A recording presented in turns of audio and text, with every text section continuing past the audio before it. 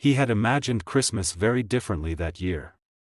The ranch was supposed to be quiet, blanketed in snow, the debts temporarily forgotten, the loneliness softened by the presence of a woman he barely knew but believed would change everything. Ethan Cole stood on the porch of his weather-beaten ranch house, boots sunk into frozen mud, eyes scanning the long dirt road that cut through his dying land. Please watch and subscribe to the channel. The wind carried the smell of frost and old hay, and with it came the weight of failure. 3 generations of Coles had lived and died on this ranch, but Ethan was about to be the one who lost it. The bank letters were stacked inside on the kitchen table, unopened now only because opening them wouldn't change the numbers. He had tried everything, selling cattle, taking seasonal work, even swallowing his pride and asking neighbors for help, but drought, disease, and bad luck had stripped him down to nothing. So when his cousin had suggested an international marriage arrangement, Ethan hadn't laughed. He hadn't dreamed of love. He had dreamed of survival. A practical wife, someone who would accept this hard life, maybe help keep the house, maybe give him a reason to wake up. He expected quiet obedience, broken English, and gratitude.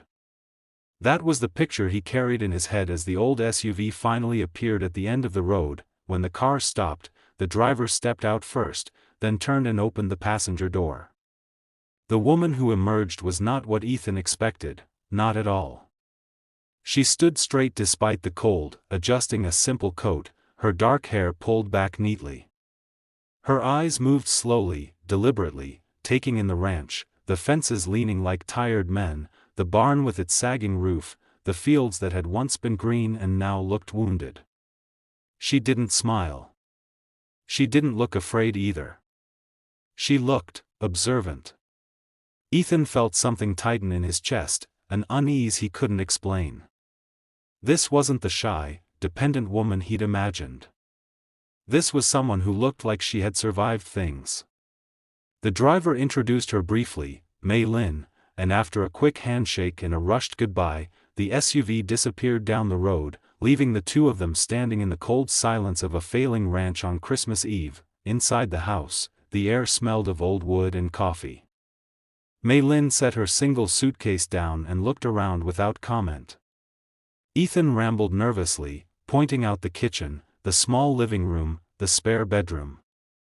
He explained the ranch, the cattle, the situation, too much, too fast, words spilling out as if he needed her to understand that this wasn't the life he'd planned, just the one he'd been trapped in.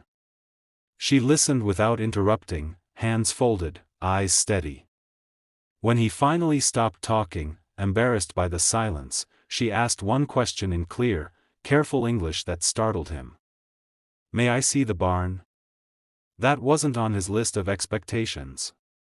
Still, he grabbed his coat and led her outside. The barn groaned as they stepped in, the smell of animals and rust heavy in the air. Mei Lin walked slowly, touching beams, crouching near the ground, examining feed bins, fences, water lines. Ethan watched her with growing confusion. She wasn't sightseeing. She was inspecting. At one point, she frowned at a rusted pump and asked how long it had been leaking. Ethan shrugged, muttering something about not having the money to fix it. She nodded, as if filing the information away. When they returned to the house, she didn't complain, didn't cry, didn't accuse him of deception. She simply removed her coat and asked where she could wash her hands. That night, they ate a quiet Christmas Eve dinner, beans, bread, and canned meat. Ethan felt ashamed, but Mei Lin ate politely, thanked him, and even asked about his parents, about the history of the land. Later, as he lay awake staring at the ceiling, listening to the wind howl through gaps in the walls, Ethan wondered if he had made a terrible mistake. He hadn't wanted a stranger who saw everything so clearly. He wanted someone who wouldn't notice how close he was to losing it all. The next morning, Christmas Day, Ethan woke to unfamiliar sounds, metal clinking, water running. He rushed outside to find Mei Lin already dressed, sleeves rolled up, working on the leaking pump. He shouted that it was broken, that it needed a professional, that they couldn't afford she stopped him with a raised hand and calmly continued tightening something he didn't even recognize. 10 minutes later, the leak slowed to a stop. Ethan stared as if he'd witnessed a miracle. She wiped her hands and said simply, "Temporary. But it will hold." That was the moment something shifted. Over the next few days, she kept moving. She reorganized the feed storage to reduce waste. She noticed which cattle were sick before symptoms became obvious. She repaired a section of fencing using scrap metal and a method Ethan had never seen. When he asked where she learned these things, she answered quietly, "My family farm." Different land. Same problems. The truth came out slowly, in fragments. Mei Lin hadn't come from comfort. She had grown up in a rural province where land was scarce and mistakes meant starvation. She had studied agricultural engineering at night while working days, learning how to make broken systems function when money didn't exist. She hadn't come to America to be saved. She had come because she knew how to survive. Ethan felt his assumptions crack one by one, replaced by something heavier, respect mixed with fear. Because while her skills were incredible, the ranch's problems were bigger than a few repairs. The bank deadline loomed. The land taxes were due. One bad storm or one more sick herd could end everything. One evening, as they stood watching the sun sink behind the hills, Mei Lin spoke words that chilled him more than the winter air. "This ranch can be saved," she said. Ethan laughed bitterly, shaking his head. He had lived with the numbers. He had buried animals with his own hands. Hope felt cruel now. But she continued, outlining changes, rotations, water conservation methods, ideas that sounded impossible and expensive. When he told her they had no money, she met his eyes and said, "Then we will use knowledge." For the first time in months, Ethan didn't feel completely alone. He didn't feel rescued. He felt challenged. As Christmas lights flickered weakly inside the house that night, Ethan realized he hadn't received what he expected for Christmas. He had received something far more dangerous, and far more powerful. A chance. And if you want to see how that chance nearly destroyed them before it saved everything, make sure you stay with this story and subscribe, because what happens next on this ranch will change everything you think you know about strength, pride, and survival. The trouble did not wait for spring. It arrived on a gray morning wrapped in an official envelope, stamped with authority and finality. Ethan found it nailed to the ranch gate like a warning from another era. Foreclosure notice. 30 days. That was all the time the coal ranch had left. He stood there longer than he should have, paper shaking in his hands, the land stretching around him in silent witness. When he finally brought it inside, Mei Lin read it slowly, then folded it with deliberate care and placed it on the table. She didn't panic. She didn't cry. Instead, she asked one question that cut through his despair like a blade: how much land can we save if we lose half? Ethan stared at her, anger flaring. He didn't want to save half. He wanted to save everything. Pride surged up, thick and stubborn, the same pride that had nearly ruined him. He snapped that it was all or nothing, that the ranch wasn't a puzzle to be rearranged. Mei Lin didn't argue.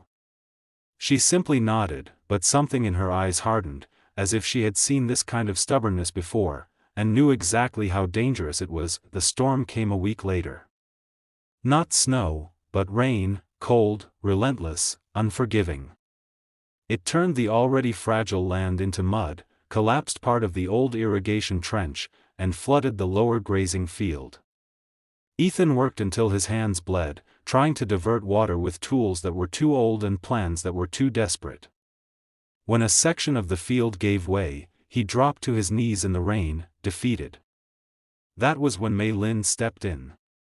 She dragged him to his feet and shouted over the downpour, directing him where to dig, where to block, where to let the water go instead of fighting it. She used the land's slope, redirecting runoff into temporary channels, sacrificing one corner to save the rest. Ethan wanted to resist, but exhaustion broke him open. He listened. By morning, the damage was bad, but it could have been catastrophic. The ranch still stood, word spread quickly. Neighbors who had quietly assumed Ethan was finished began stopping by, curious, skeptical. They saw changes they didn't understand, new planting patterns, altered grazing rotations, repairs done with unconventional methods. Some laughed. Others whispered that Ethan had lost his mind letting a foreign woman run things. The bank representative came in person, unimpressed, reminding Ethan that effort didn't erase debt. Mei Lin asked to speak.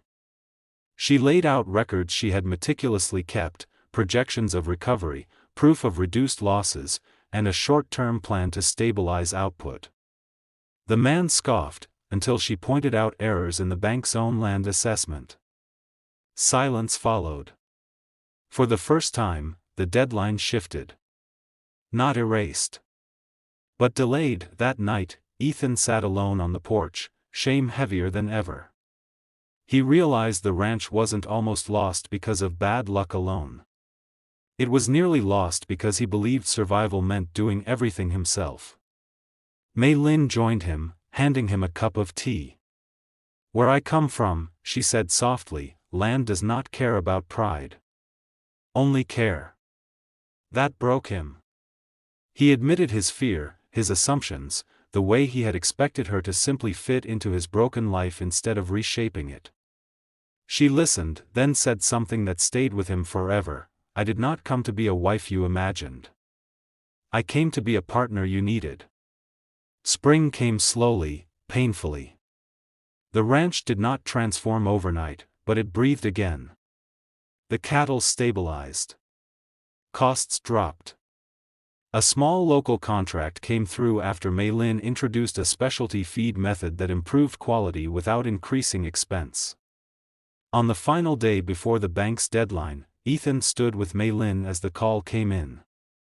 The ranch would remain in Cole hands, conditionally, temporarily, but alive. Ethan closed his eyes, overwhelmed. He had expected a wife for Christmas. What he received was a future. Months later, the land was greener. Not perfect, but standing.